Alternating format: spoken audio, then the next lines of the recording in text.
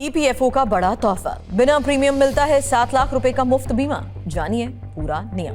नमस्कार, आपके साथ मैं हूं सुरभि शर्मा। आप देख रहे हैं TV9 डिजिटल। अगर आप किसी प्राइवेट कंपनी में नौकरी करते हैं, अगर आपकी सैलरी से हर महीने पीएफ यानी ईपीएफ कटता है, तो आज की ये खबर आपके और आपके परिवार के लिए बहुत जरूरी है, क्योंकि लाखों नौकरी पेशा लोगों को आज भी इस बात की जानकारी ही नहीं कि ईपीएफओ अपने हर सक्रिय सदस्य को बिना एक भी रुपया अतिरिक्त लिए 7 लाख रुपए तक का मुफ्त लाइफ इंश्योरेंस देता है। जी हाँ, ना कोई प्रीमियम, ना कोई मेडिकल टेस्ट, ना कोई अलग फॉर्म और ना ही किसी एजेंट के चक्कर। अगर कर्मचारी के साथ नौकरी के दौरान कोई अप्रिय घटना हो जाती है, तो उसके परिवार या नॉमिनी को सीधे लाखों रुपए की आर्थिक सहायता मिल सकती है। लेकिन एक बड़ा सवाल यह है कि योजना है क्या, इसका लाभ कैसे मिलता है, किसे मिलता है, कितनी राशि मिलती है, 7 लाख रुपए का पूरा गणित है क्या, और अगर किसी कर्मचारी की मृत्यु हो जाए तो परिवार क्लेम कैसे करेगा। इस वीडियो में आपको आसान भाषा में पूरी जानकारी हम देंगे, इसलिए वीडियो आखिर तक जरूर देखिए। जिस योजना की हम यहाँ बात कर रहे हैं उसका नाम है employ deposit link insurance scheme. ये योजना ईपीएफओ के तहत चलती है। उद्देश्य नौकरी पेशा कर्मचारियों के परिवार को आर्थिक सुरक्षा देना है। मतलब अगर कोई कर्मचारी नौकरी करते हुए दुनिया छोड़ दे तो उसके परिवार को एकमुश्त बीमा राशि मिलती है। अच्छी बात यह है कि इस बीमा के लिए कर्मचारी को अपनी जेब से एक भी रुपया नहीं देना पड़ेगा। लेकिन आपको शायद पता भी ना हो, आपके नाम पर लाखों रुपए का इंश्योरेंस पहले से मौजूद हो सकता है। अब सवाल ये कि अगर कर्मचारी पैसा नहीं देता तो फिर बीमा का खर्च उठाता कौन है।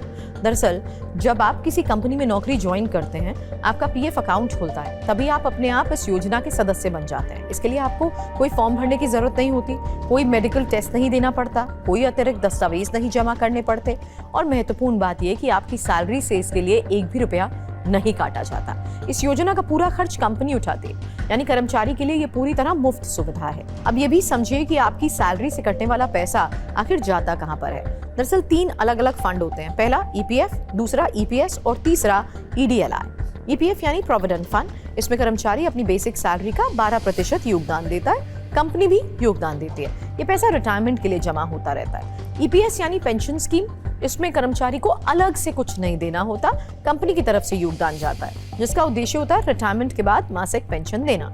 ईडीएलआई यानी इंश्योरेंस स्कीम, इसमें भी कर्मचारी की जेब से कोई पैसा नहीं जाता, कंपनी बेसिक सैलरी का लगभग 0.5% जमा करती है, जिसकी अधिकतम सीमा 75 रुपए प्रति महीना। मतलब महज कुछ रुपए के योगदान से कर्मचारी के परिवार को लाखों रुपए की सुरक्षा मिलती है। अब सबसे महत्वपूर्ण हिस्से पर आते हैं, आखिर 7 लाख रुपए बनते कैसे हैं। ईडीएलआई के तहत मिलने वाली राशि 2 हिस्सों में तय होती है। पहला हिस्सा पिछले 12 महीनों के औसत वेतन का 35 गुना। यहाँ अधिकतम वेतन सीमा 15,000 रुपए मानी जाती है, यानी 15,000 को अगर आप मल्टीप्लाई करें 35 बार तो रकम बन जाती है 5,25,000। दूसरा हिस्सा पिछले 12 महीनों के औसत पीएफ बैलेंस का 50%, लेकिन इसकी अधिकतम सीमा 1,75,000 रुपए है। अब दोनों को जोड़ दीजिए, 5,25,000 रुपए और साथ ही 1,75,000 रुपए, तो ऐसे बन जाते हैं 7 लाख रुपए।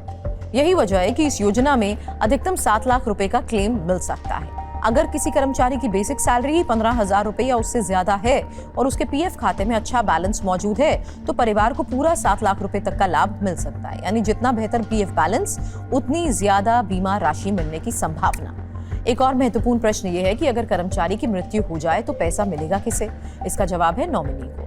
अगर आपने पीएफ खाते में नॉमिनी अपडेट कर रखा है तो राशि सीधे उसी व्यक्ति को दी जाएगी। अगर नॉमिनी नहीं है तो कानूनी वारिस क्लेम कर सकते हैं। इसलिए विशेषज्ञ हमेशा ये सलाह देते हैं कि अपने पीएफ खाते में नॉमिनी की जानकारी समय समय पर अपडेट जरूर करें। परिवार को ईडीएलआई क्लेम के लिए भी कुछ जरूरी दस्तावेज देने होते हैं। मृत्यु प्रमाण पत्र, बैंक पासबुक, आधार कार्ड, पैन कार्ड, नॉमिनी की पहचान और फॉर्म 5। इसके बाद ईपीएफओ प्रक्रिया पूरी करता है और राशि जारी की जाती है। सरकार ने कम आय वाले परिवारों के लिए भी सुरक्षा का इंतजाम किया है। सामान्य परिस्थितियों में न्यूनतम लाभ 2.5 लाख रुपए तक रखा गया, लेकिन हाल के संशोधनों के मुताबिक यदि मृत सदस्य का औसत पीएफ बैलेंस 50,000 रुपए से कम पाया जाता है तो भी परिवार को कम से कम 50,000 रुपए का भुगतान किया जाएगा।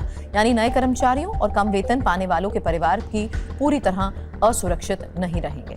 एक्सपर्ट्स का ये मानना है कि भारत में अधिकांश कर्मचारी सिर्फ पीएफ बैलेंस और पेंशन के बारे में जानते हैं, लेकिन ईडीएलआई जैसी महत्वपूर्ण योजना की जानकारी बहुत कम लोगों तक पहुंच पाती है। कई बार परिवार को ये भी नहीं पता होता कि वो लाखों रुपए के हकदार हैं, और इसी कारण कई लोग समय पर क्लेम नहीं कर पाते। अगर आप नौकरी करते हैं, सबसे पहले यूएएन पोर्टल पर जाकर अपना नॉमिनी चेक करें, और अगर नॉमिनी नहीं है तो तुरंत अपडेट कर दें।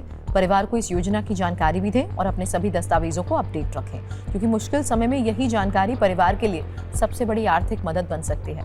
अगर आपकी सैलरी से पीएफ कटता है, समझ लीजिए आपके पास सिर्फ रिटायरमेंट फंड नहीं है बल्कि 7 लाख रुपए तक का एक मुफ्त जीवन बीमा भी मौजूद है। अगर आपको ये जानकारी उपयोगी लगी तो वीडियो को लाइक करें, साथ ही करें शेयर और चैनल को करें सब्सक्राइब।